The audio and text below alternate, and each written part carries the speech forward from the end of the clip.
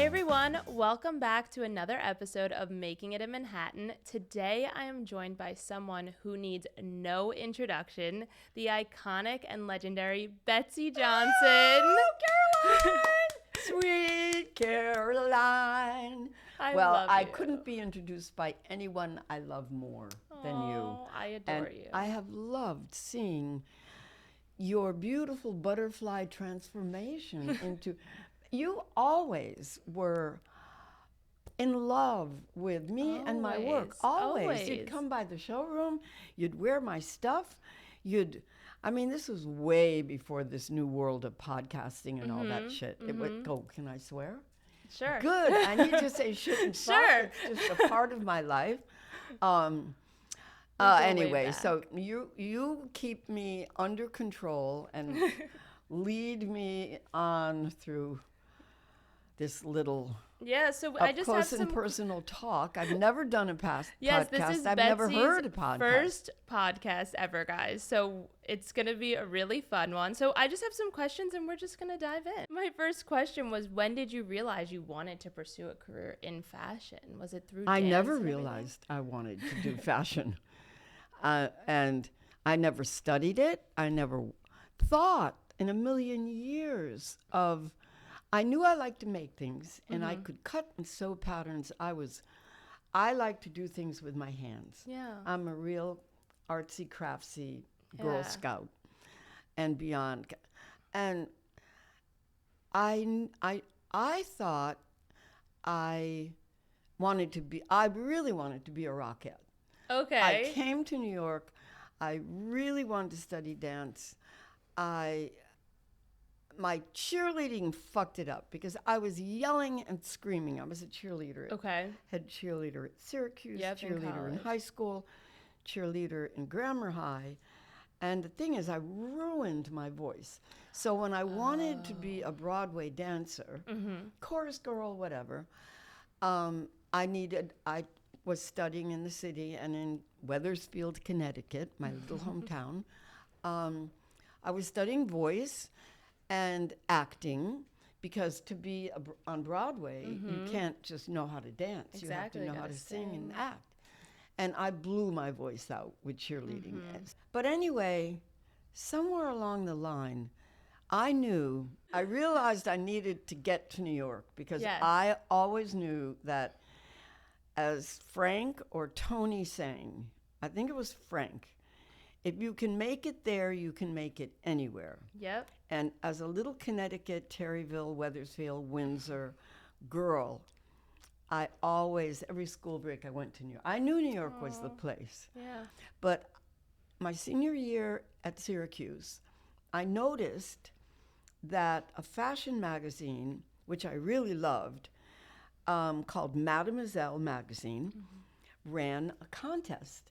And it was called the Guest Editorship Contest. And they selected 20 girls who were talented. 10 of us had to be talented in art, and 10 of us had to be talented in writing. And what side do you think I was on? I was the artistic side. Yep. And this contest took about an entire school year. So it was really hard because it's very demanding to win this contest. But if you won, you got flown to New York and a mysterious place in Europe for a week. And I'd never been on an airplane. And so I kept entering, and it was all about fashion. I had to give critiques of the magazine, ideas about fashion design, ideas about anything and everything that a magazine could be involved with. And it was so exciting. You're down to the semifinals and down to the finals, and then it was like, and all of a sudden I got a telegram, which I still have. You still have from the editor-in-chief, whose name was Betsy Blackwell, And we fell in love immediately, I think, because we had the same name. And she was a collector of little shoes. So I won the contest. I couldn't go to my graduation at Syracuse of 5,000 people. They flew all us girls from all over the country, Wow. the 20 of us, to New York. We stayed at the Barbizon Hotel, where you could not allow men up to your room. Those were the years where, you know, they sent me home from City Hall trying to marry John Cale, but I had a velvet pantsuit on. I know we're going to get into that Yes, one. I need you to tell me all about that later. It's unbelievable. Well, that's what happens when you're lucky enough to live till 80 years old. You can remember. You can go way, way back. And I think the most important time that everybody's interested in right now are the 60s, because that's when it started. Yeah. That's where new inventions were created. Yep. And that's where, when I came to New York, I stayed here a month doing the contest. We worked on the August issue. Very clever, because they got us college kids to give everything we felt and learned about and knew about. We were really good stuff in terms of making a great, fat college issue. And then the great thing is, after, and where did they take us for the week? Where? The year before, they took the girls to Russia. Okay. And it was a surprise where we were going. And where do you think, in 1964, I graduated, where do you think they took us? Where would be the best place in the world to go in the 60s? Think Mary Quant, think the Beatles, think the Rolling Stones. London? London! They Yay! took us to London, Caroline, and we'd had to dress up and promote all the outfits. We were in tartan plaid for a good week. We stayed in London for a week. How was it? Like your first time? I mean, and all of a sudden I thought, I want to be a designer. But I didn't know what to do. But okay. Anyway, so I win the contest. Everybody goes home. Luckily, because I think most of my life is luck. I think you gotta have fucking talent. Yep. And you gotta work your ass off. But for me, you've got to have luck. You've gotta be lucky. And I have been, knock on our tin table here. You gotta have luck. And my editor, who I worked for, it was the idea of guest editor. They put me in the fabric department. I was very sad, because I really wanted to be in the editorial department of the magazine. They put me in the fabric department, and the best fabric editor in the world, because in those days we had home sewing. Okay. And there was home sewing articles, and there was how to sew and what to sew and and the fabrics you could buy in department stores for sewing. Now you can't go to a cut and sew place on earth. Nobody sews, nobody, but I think it's all coming back. So anyway, my editor is like 11 months pregnant. And all of a sudden, DJ has her baby, and it's like the last 2 days of my editorship. Okay. And I should be on my way home, but DJ finally has her baby, so that they're like, Betsey, will you please stay on? Because DJ finally had this kid. And so I stayed on, and I loved, the fabric department was great, but then in the editorial department, they needed a secretary. A secretary. Hi, Roger Schoning's. You got the art department. Can I help you? I paid the bills. I booked the models. I did the go-sees. So I got very involved in the making of a fashion magazine. That's and so cool. All the editors and and the main editor-in-chief, Edie Locke, decides, Betsey, as I'm making clothes and advertising them in the ladies' room at Conte Nast, I put my 3 Yeah, because you started making clothing. I started making clothes, and I wore them to the magazine, and they're like, Betsey, wow, that stuff looks really great. But, and funny, my main thing I was making was these little jumpsuits, short. It's a top, but it's a one-piece little cut-off short jumpsuit.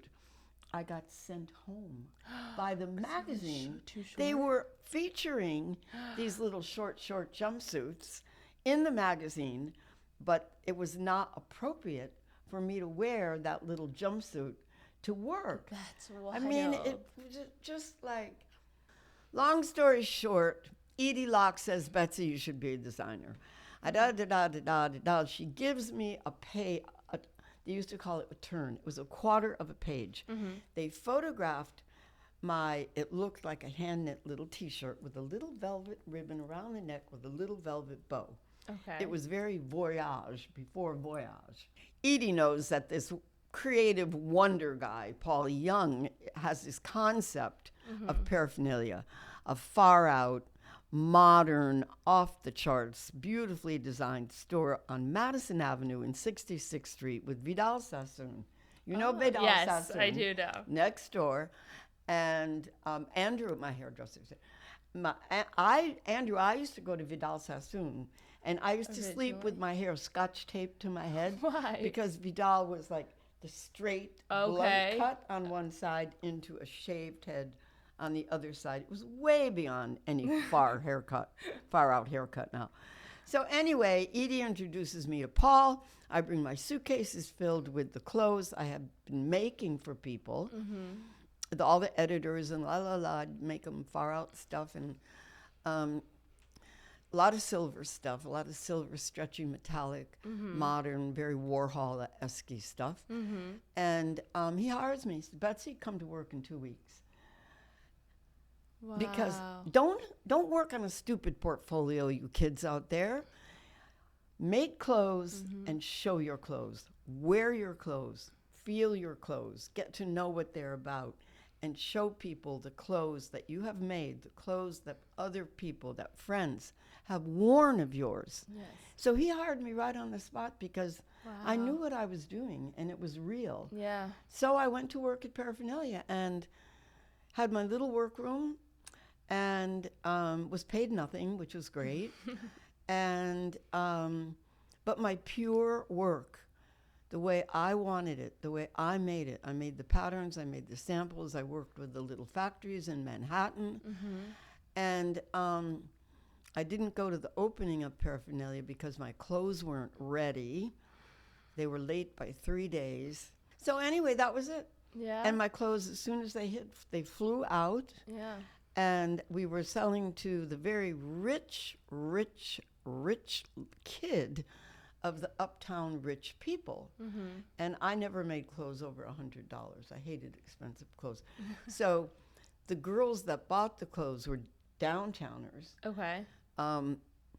Who I knew existed because of Paraphernalia. I thought, I wonder if I open a store and go into my own business. This was after 5 years at Paraphernalia, 5 years at a cutesy little company in the 70s called Alley Cat, which is very petticoats and very hot little house on the prairie, and very like, whoa, the 60s, everybody had OD'd. It's time to go to the fireplace and sit down and relax and have like hokey dokey, okey finokey clothes. So that was 70s. And I freelanced because I couldn't really work for anybody that wouldn't let me do exactly what I wanted to do. And I found out that after you work about 5 years with the company, they start telling you what to do. Gotcha. There's no avoiding that fact. Yeah. So in the beginning, I said, you got to leave me alone, and I will prove to you that I know what I'm doing, and it will sell. That worked for about 3 years at Paraphernalia, 3 years at Alley Cat, but then sure enough it goes down the drain. And they want you to be more sellable and more affordable and more volume and more dumb it down. So I left and I freelanced about 10 different jobs. Wow. Luckily in the middle, I always knew I wanted a kid. So I met this guy, we didn't get married, but all of a sudden I got pregnant, which was great. So while I'm freelancing and all that, I realized I want to go on my own, but I need to go into business with someone I really like. And I was freelancing and work and doing children's wear. And I met a woman, a girl, friend,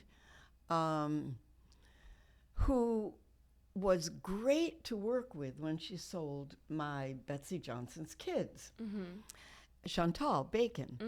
And we were really great friends. We just hit it off. She had great style. She had just moved back from London, a New Jersey girl that decided to take a break and go sell in one of the hottest stores, not Alcasora, but, well, it wouldn't be a name store, right next to Vivian Westwood on King's Road. Okay.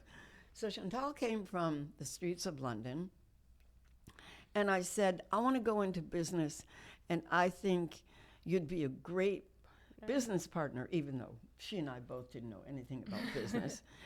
But so she said, well, God, give me 2 weeks to think about it. So she had to finish her work selling my kids' clothes, and she said yes. Aww. And then and there, we went into business because I had the money from doing a Bayer aspirin commercial. No way. That I said no to, but my family had taken Bayer aspirin for my whole life. And I said, my customer will still love me if I promote a product. Yes. Because back then, you did not promote there wasn't John McEnroe and, 5,800 licensees. It was tacky to promote a product. Okay. And anyway. You brought us through the beginning of everything, how it all started, and so now you launched the Betsey Johnson label with Chantal. We were great friends. We had a great partnership. She was the black and white, and I was the color. She was the business, and we were perfect partners.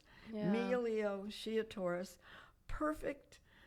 And we're still to this day very, very great best friends. That's amazing. And so when you started your brand, your designs quickly became super popular within the New York scene. So what would you say was your inspiration for designing back then? Life. Yeah. If you love what you're doing, anything and everything inspires you. Everyone's like, where do you get your inspiration from? And if you can answer that question, it's not right, because anything, my crackers on the table, anything and everything can inspire you if you need it. And you go dry. You definitely have, what is that called? Writer's block? Yeah. But because work is so much a time frame, and you don't get off that train, and you don't be late for an appointment, and I could never take drugs or do any of that shit that all my friends were doing. Yeah. I lied about it and said I did, because I had to be at work every day at 8:30. Yeah. I always had my 2 or 3 little sewing ladies eventually. Yeah, and you've seen the fashion industry change so much throughout your career. Are there any eras or trends that stick out to you as your favorite? So I love the 60s. Yeah. I love the 70s because it brought me to my little house on the prairie. I love the 80s because they were a copy of the 60s. Okay. The 80s were rock and roll gone punk, which was my thriving second go round. Yeah. My first to realize, whoa, I think I can do this design category of 60s. And then I realized it in the 70s. And that 70s, I got very popular. Alley Cat, we sold a lot of shit. And we did really, really well. Because I'm a very normal person. I've always made clothes for myself.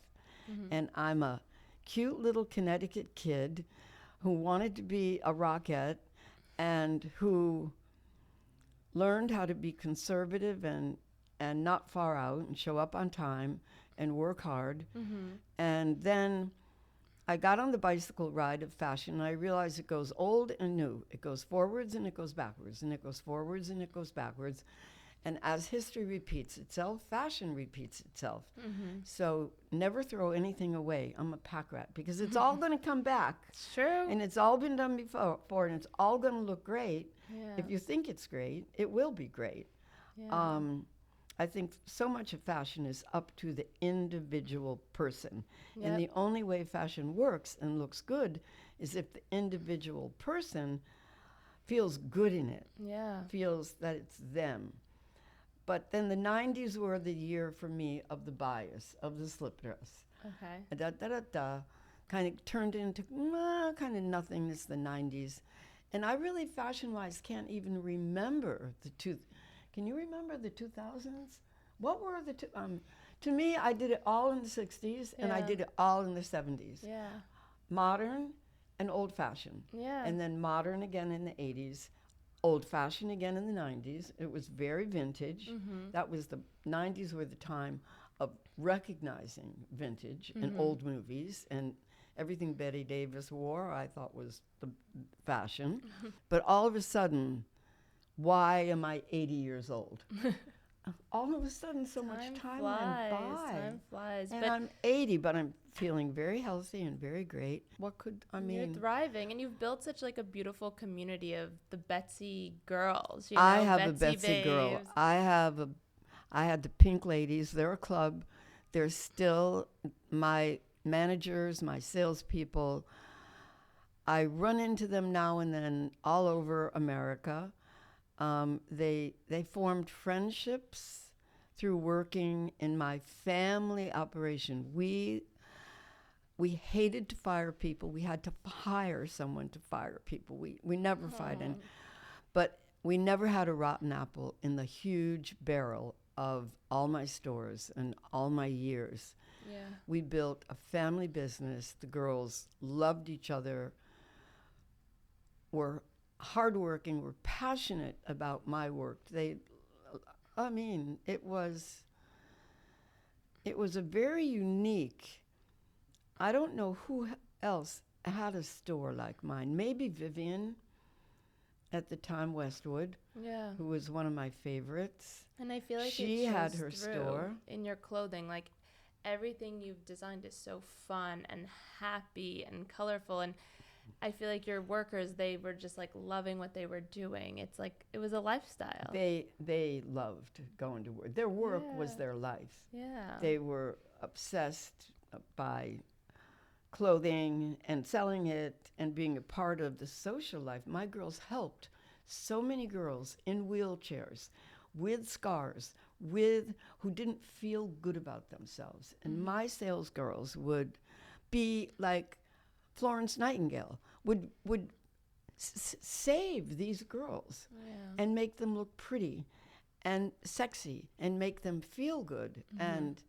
I mean, it's amazing what clothes can do. Oh my gosh, they transform you. They And transform. speaking of your clothes, life. you mentioned it in the beginning, your story of your pants at your wedding Ah! at City Hall. Can you believe? Can you tell Luckily, us more about tunics that? were in style. It was kind of the formula of a bell-bottom pant and a tunic, which just about covered your crotch. So you had I to go to take the your wedding in my pants off. velvet pantsuit, my tunic, crotch covering barely, burgundy, beautiful crushed velvet with lace made it. ruffling on the sleeve. I made it myself. We're at City Hall, and all of a sudden, what is he who marries you, says, "I'm sorry, miss, we cannot marry you in pants." And I'm like, what? That's crazy. To It's this wild. day. And I used to get a lot of press, a lot of fashion press, because what would they do? They would set me up going to a restaurant in a fabulous silver lame pantsuit. And of course, I'd get turned away. And I'd go, and it was a big crazy. fashion thing. Oh, let's send Betsey somewhere else. This will make a good fashion story. And I was wondering, for my next question, can you tell us about your very first fashion show and what that experience was like? God, that was in a church. In a church.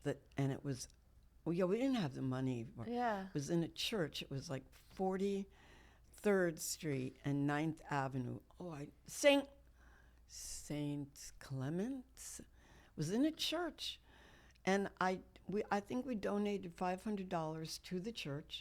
It was a great space, great stage front, great curtain, big black curtain, great stage on the floor, great performance area, big, thick stage. Like it was a stage with a curtain, but then it had a big front to it.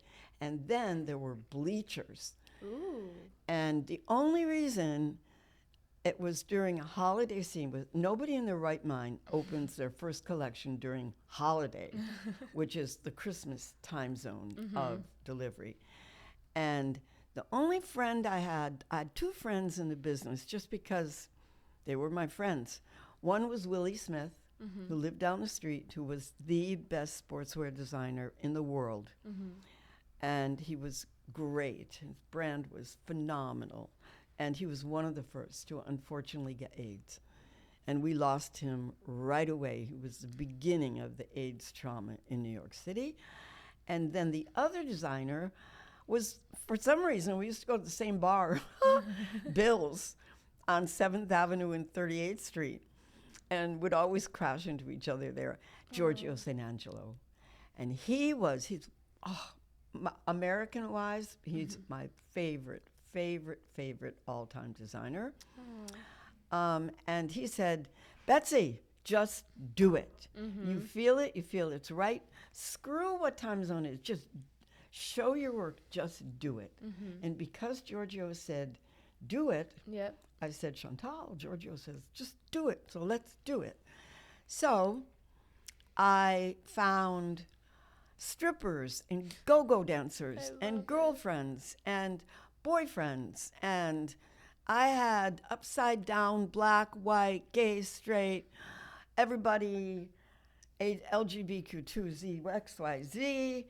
Everybody did the show for free. I bartered with clothes. They showed up 3 hours before. It was the day of my birthday. I always seem to do things on August 10th.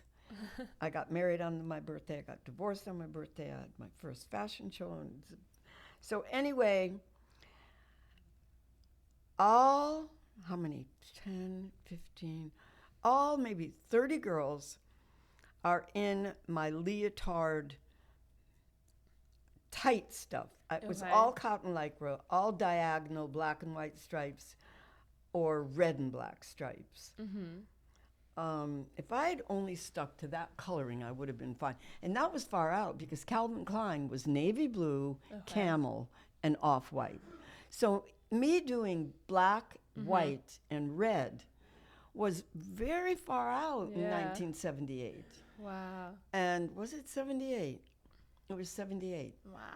And the curtain went up, and every girl is either in a skin-tight bodysuit, one-piece bodysuit with long fingerless gloves, or a tight bathing suit. Everything was modular clothing, where everything worked under and over and inside and outside and upside down and right side up, and really, really pure and great.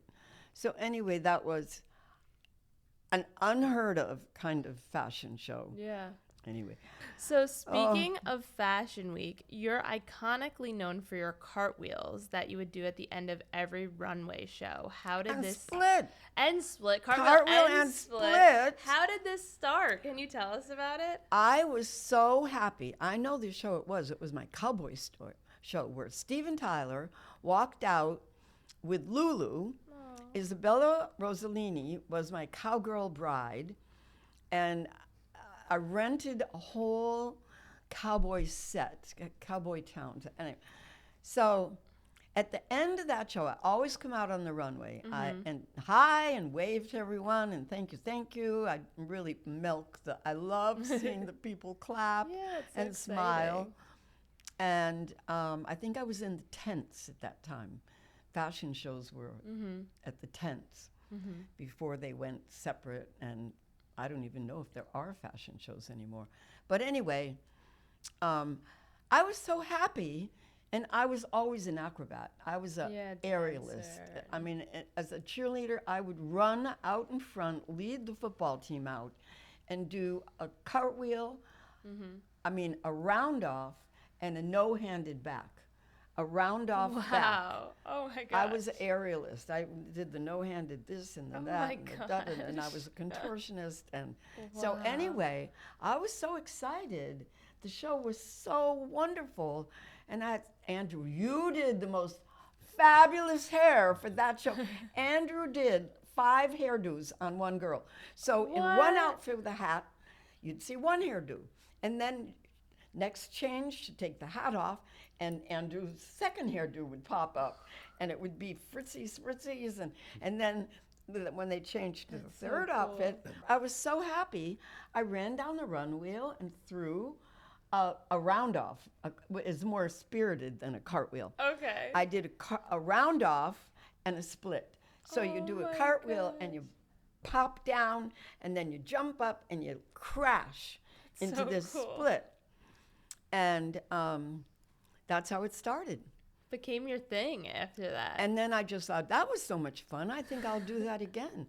So every show, I turned, and I always swore that I would always be able to do a cartwheel and a split as I grew older. So I just felt that I should be able to do a cartwheel and a split for my whole life. I don't eat much.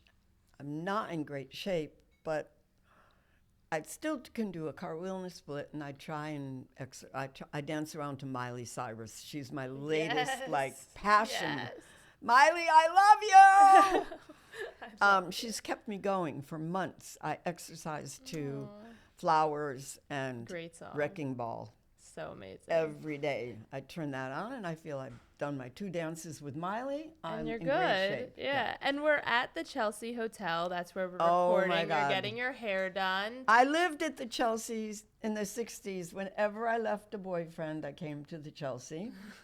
I moved here. I lived a year on, a year off, a month here, a month there. I lived down the street. No, I lived below. I always lived downtown. I think I lived on, where did I live? Below Canal somewhere, all over the place, in lofts, in cheap. 3,000 square feet for $200 a month. Wow. I mean, That's wow, crazy. That's amazing. You know, you can't wear pants. Well, you don't pay more than $200 a month for 3,000 square feet. Yeah, that's pretty That loft epic. I painted Mexican right out of the can, hot pink. Ooh. Lulu's room was my color scheme of all my stores. The complement to hot pink is chartreuse, is lime green. Red and green are true prismatic complement. The colors, they always work together. So we're at the Chelsea. You've lived here, and you're getting your hair done. Yes. And John here. Oh, yes. At the Velvet Underground. He was living here with Nico at the time. And they weren't boyfriend, girlfriend, really. And I just fell in love with John. And then the Velvets asked me to do their clothes. So then the hangout place. After you go home, either to the Chelsea or to my apartment, you go to Max's Kansas City. There was a place. There was a home for us crazies. There was a home for Blondie, who was a waitress. There was a job for Julian Schnabel, a very well-known, famous artist. He was a busboy. There was a home. The back room was Andy Warhol's. Wow. There was, and the rest was just us funky kids hanging around, trying to do our shit. Yeah. And collaborating. That was a huge, we collaborated in those days. Yeah. We weren't jealous. We weren't competitive. We needed to share ideas. Yeah. Because art and music and dance and performance, anything, and writing and, Timothy Leary and the Moon and everything needed everybody else because it was so brand new. We needed support. Yeah. And encouragement. Yeah. So there was none of this bullshit of, hiding your ideas, being scared not to show people. Nobody would copy you because they were strong enough on their own. I love that. And that doesn't happen anymore. I haven't seen that happen in 40 years, 30 years. I didn't need the fashion business to run, to sell my clothes. Totally. And what was Andy Warhol like? I know he was Very at quiet. your wedding. He's like this. Oh, yeah, it was at my wedding with my mother who didn't know what to make of anything. Andy loved me. I think this is Andy. Hi, Beth. Hi, Caroline. Caroline. And he would, hi, ooh, sorry. Caroline, I love your work. Please continue to keep doing it. Well, Andy, I love you and I love your work, and please, you are my big bang inspiration. Yeah. I love Oh Andy. my God. I love other artists too. I love Clemente. But I mean, Andy was Dayglow Pink and Dayglow and Neon and silk screening, and had all his street kids who were beautiful, the Sedgwicks and who was the gorgeous guy? My God, he was gorgeous.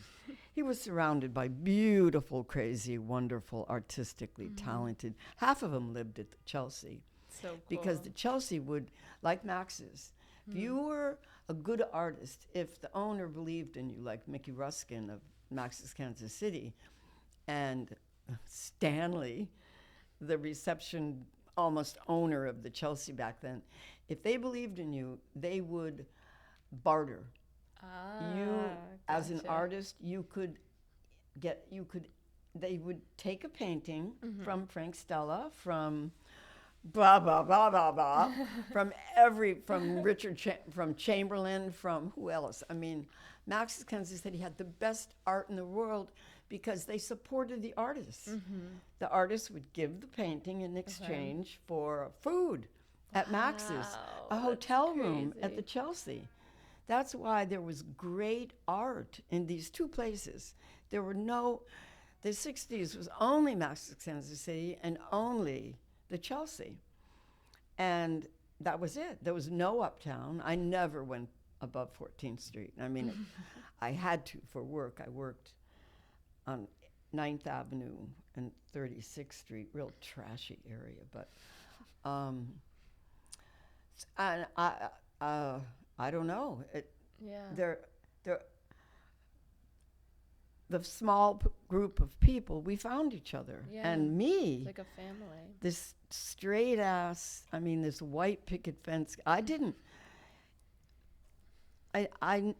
never felt I was a part of the group. I was a part of the group artistically. Totally. And physically and mentally, but you didn't. Everybody accepted everyone. I love that. And a big thing happened. I made all the costumes for the movie Chow Manhattan. That's so cool. The Ginsberg, the very far out, wrecked in editing, but I made all the costumes here in the room at the Chelsea. So special. And I sat in the lobby to get a reaction to these far out costumes. And I got no reaction because nobody cared. Everybody walked in and out of the Chelsea and nothing could faze them. What was that thing? But nothing would faze them. So I would get no reaction, and I'd be sitting in this space age, and I'd just sit there on the same bench that's in the same place with the same painting across the way. Yeah. But anyway, so the Chelsea and meeting the people here, and it was a world not to be matched by anything else I've lived in my whole life. So special. And you didn't know it at the time. Everyone's well.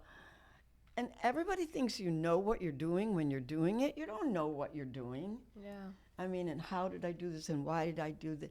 Because I did it. That's all. Yeah. It's such a special and iconic time that'll. And you know, you're 21 years old. Yeah, you're so Do you know little. what you're doing? No. Do you know why? Do you know why you're doing it? Do you know what you're getting paid? Do you know where you're going and when? And no, but you just are. You just lived in the moment. And it's survival of the fittest. Yep, definitely. As it is now. I mean, and it was fun, and it was very different from what the fashion industry turned into for me. And that's why we stayed very isolated and grew our own family of Pink Ladies and Betsey girls. Yeah. And it's funny being older. It's like the young kids don't know me really. It's like, oh my God. But they are getting to know me. I feel like everyone through my knows jewelry you. and my shoes. My products look so great right now. I love my designers. I love all my teams. We connect when I come to New York and get my hair done. Yes. And we I have wanted you to meetings, tell me and we about have your parties. hair too.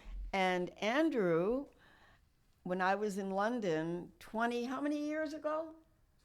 28 years Yes, ago. Andrew's I her think, hairstylist. hey, I want far out hair. And there was a store called Antenna.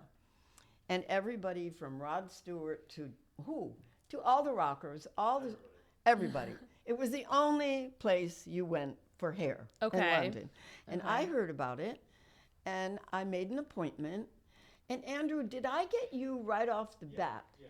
And then sometimes I'd miss Andrew because I wouldn't get there when he I don't know. A couple times I missed Andrew, but for 26 years, 28 years, He's been it's doing been your Andrew. hair. And how often do you come to New York? So New York, I come for Andrew, and my hair, this time I let the extensions go like 4 months, which is bad because they start to dreadlock. It's a knot that grows out. So I should see Andrew every 3 months, which is perfect for New York because every 3 months is a good catch up to see what they're doing and collaborate. Definitely. But we mostly text, and I communicate by I write, I draw, then I take a picture of it, and then I send it by text. Yeah, for work. So I can function. Yeah. But it's all mixed up. I mean, I fly from New York to Malibu, but it's pretty, and work is always all over the place. As a new licensee, on the airplane, the girl helps me get my carry-on above my seat.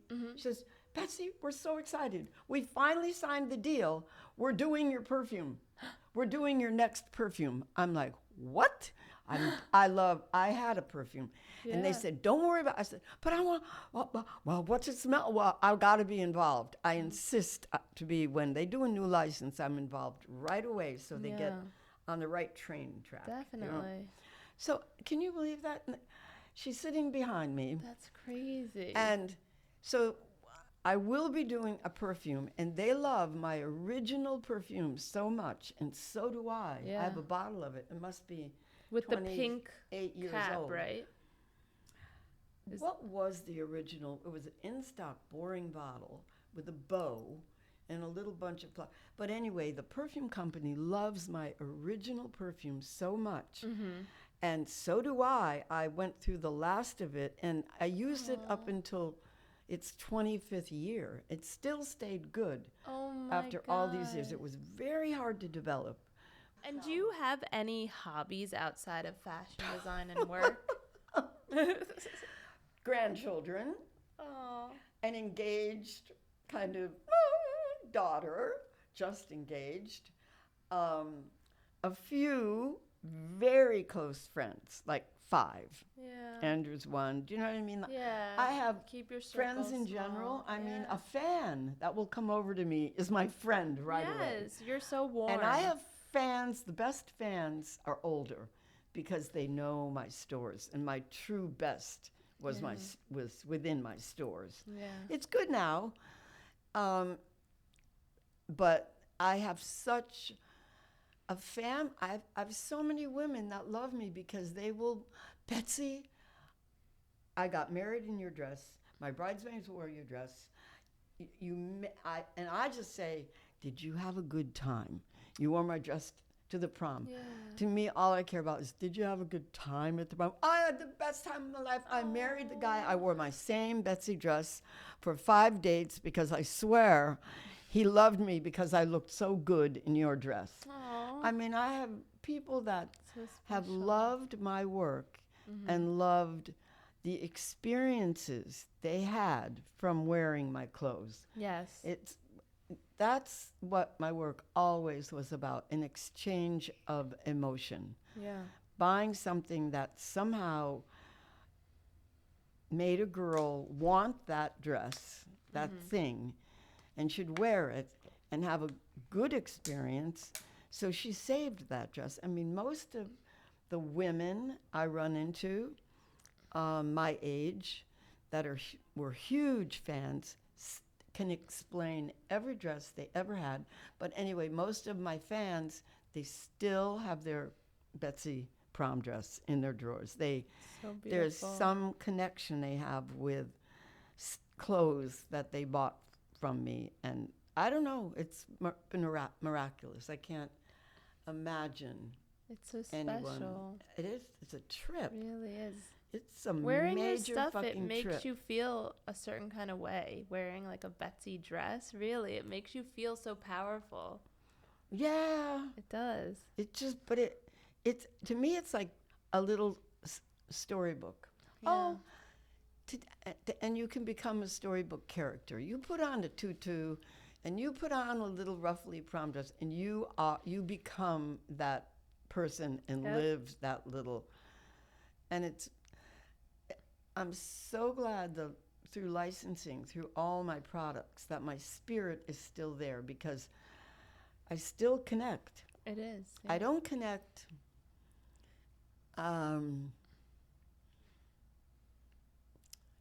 I want to. I wish I wish I had retail stores. I wish I could get closer to my girl. But if Ella and Layla love it, I know I'm still good. Ella is the punkiest, most rock and roll, far out 15-year-old chick. Brilliant, beautiful, and she loves my stuff, and she likes to work with me now, and I pay her, and she will actually focus, show up on time, because where she is at is where I got to be at. Yeah. For the Ella customer. And then we have Layla, who's my 17-year-old grandkid, and she's a miniature Lulu. So she is the most glamorous, conservative, elegant, far out, fun woman. And I need, so between Ella, Layla, and Lulu, Yep. I got the drift. You're covered. If they like my stuff, I know that lots of other girls are just like me and Ella and Layla and Lulu. Absolutely. And that's all I need. Yeah. Chantal's always told me I am a great artist. I should paint. But I like commercial. I'm not gallery. I'm more, I would rather do a coloring book of my drawings. Yeah, that would be have a show cool. at the Castelli Gallery, if that exists That anymore. would be I'm so sure that's long cute. gone. But now I'm really thinking of, I want something real artistic that doesn't end up a commercial product, but I want it's got to be my sexy girls. It's got to be my artwork and my drawings. And I've done millions of them, and I didn't save any of them. But I think I would get great joy from painting. So now I think, because I need to do more work, I'll get my confidence from having fun creating and painting my restaurant. And then I'm thinking I might really want to paint seriously, be a real That'd be fine artist amazing. with my funky Yeah. shit. My work would be very gritty. I don't know if it's any good or not, but I don't I care. can't wait to see it. But Send I do it to want me. I'll look I at do want it to go to the level of I bought a Betsey Johnson, painting. and that yeah. was, and it cost $1 million. But it's worth it. I would love to imagine that, because I lived with artists. I always Yeah. fell in love with boyfriends that I needed to support with my $60 a week or my $300 a week. The first thing I'd be doing was supporting a guy who I loved, who was a musician or an artist or a dancer. If they didn't have money, use my money. Just keep working. Yeah. I believe in people taking care of each other, and boy or girl, it doesn't matter. Yeah. Help someone you love have the time to create, get into that creative workspace, Yeah.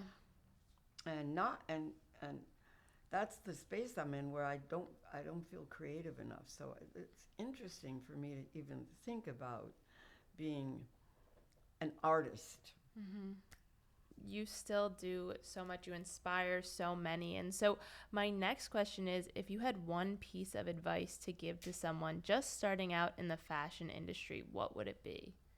I just understood from my dancing school days, from when I was born a, a double Leo Taurus rising. Could it be worse? I mean, I popped out working. I popped out with a needle and thread or a hammer and nails or making something. But I'd say advice. I think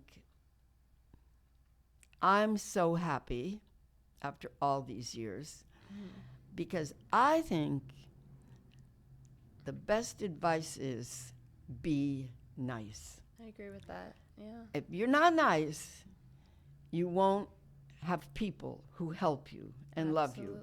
And I really think, bottom line, if you're not nice, because you need people, you cannot do anything alone. Nope. And I mean, I've avoided people that aren't nice. And I've missed a lot of opportunities, maybe because I didn't like them and they were not nice. And I thought, why do anything or go anywhere with somebody who isn't nice? Yep. And my whole company was built on niceness. Yep. And that comes from my mom and dad. Yeah. And Connecticut and all that. Everyone was nice. Yeah. Good neighbors, good neighborhood. Yeah. I agree. I mean, I was really brought up with the happiest, most loving childhood. Yeah. I'm one of those kids that when I've had my little, I'll go away for a month and straighten out. And I'd realize, oh my God, all these other kids were so abused and so fucked up. And how lucky I am to have had loving parents, family, neighborhood people. And dancing, I realized right away, I'm only as good as my friends. Yeah. Your support system and everything. Being nice is just the major clue. I'm sure being not nice works for a lot of people. Of course. But I do believe that anything you really dream of doing, if you're nice, and that doesn't mean sickeningly sweet, stupid nice. Totally. That means honest, open, fair, trusting. Honest, trusting, friendly, fair is nice. Yeah.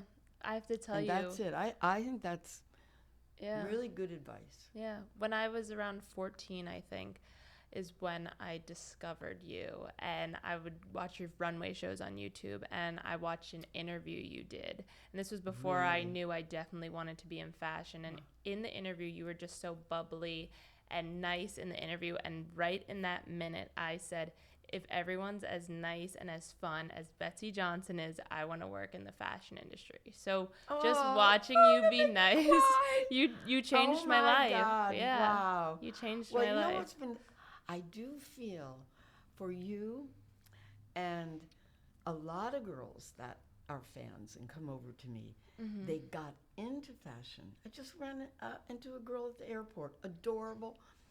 The reason she got into fashion was because of me. Absolutely. That's for me. It's you. Yeah. I mean, that's just very proud of myself for that.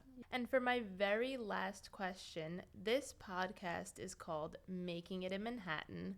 What would you say has been your making it in Manhattan moment in your career? God, there's so many. Making it in what category? It could be anything in your career, like a moment you feel like you made it. You know, it's very funny. Last night when I went outside with my glass of wine and sat down at the table at the place where I lived, the Chelsea Hotel, I had a moment of feeling, I have really made it. You did? Talking to Chantal, she was home out in Amagansett. She usually is around the corner from the Chelsea, and I usually see her every trip I make here. But I did have a moment of, I've really made it in Manhattan. I love that. And I've made it in many other... So many. I think I made it when Lulu was born. I think I made it when I married my other 4 husbands. I think I made it when I won the Cody Award. I think I made it when I won the guest editor competition. So many moments. You've so had so many making it in moments. Manhattan moments. To pick one, I feel like for you is really hard. You've had so many. Well, you know the whole thing, but I do think sitting at the table last night at the Chelsea, That talking was to it. John and Chantal, that was And bringing it. back memories of the 60s Yeah. and all of that time That was in your it. life. That I was love it. It's perfect. Because I was shocked we moved from Manhattan. It's just sitting down quietly and realizing, holy shit, what a great life I've had. And I did make it in Manhattan. And I'm honored to have done this podcast with you, Oh my Caroline. gosh, me And too. and you have blossomed. You were always one of my deep down supporters and lover of my work. And Always. thank you so much. Always. I'm always happy Yep. to support you. You made yourself work, and you were offbeat, and you were quirky, and you were very much like me. You are very much like me. So Betsey, thank you so much for joining us today. This has been so incredible. Caroline, sweet, I love you. love you. Oh, Thank you so much thank for you being so here. much. It's always a rare but wonderful pleasure to be with you. Thank you. Oh, And thank you all so thank much for you. tuning in. Leave us a review. Send us questions we can answer in future episodes. Oh, and goody. Thank we you, will chat with everybody, you for guys listening to soon. me. I hope you've enjoyed me anyway. It was I know incredible. you enjoyed Caroline, Carolini, Carola, sweet Caroline. I love you. Oh, I Thank love you for you being too. here, and we will Oh. see you guys soon. Bye, everybody. Bye. Bye.